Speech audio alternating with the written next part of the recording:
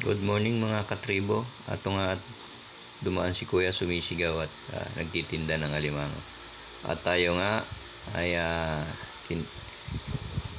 tiningnan natin ang kanyang paninda at ayan, nagpakilo nga tayo. At bibili tayo sa kanya mga katribo. Ayan, kinilo niya, yung 1 kilo ay 4 na peraso.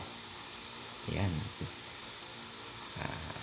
Nagkakahalaga siya ng 550 mga katribo. Nagpapa-shoutout si Kuya shoutout daw natin siya sa kanyang page. Ayan. May page din pala si Kuya.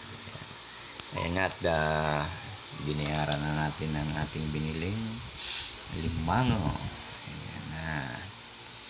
Ayun. At andito nga tayo sa ating kusina at tatanggalan natin siya ng Ayan, gumagapang pa mga katribo. Ayan, no? Ayun, ilagay uli natin sa sa planggana at nakakatakot. Baka tayo ay makagat. Ayan.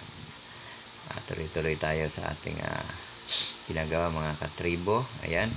At ayun, dumako na nga tayo at ayan, naninilaw na dahil niluluto na natin siya mga katribo. Ayan, no? Wow, ang lalaki. Yeah, thank you for watching.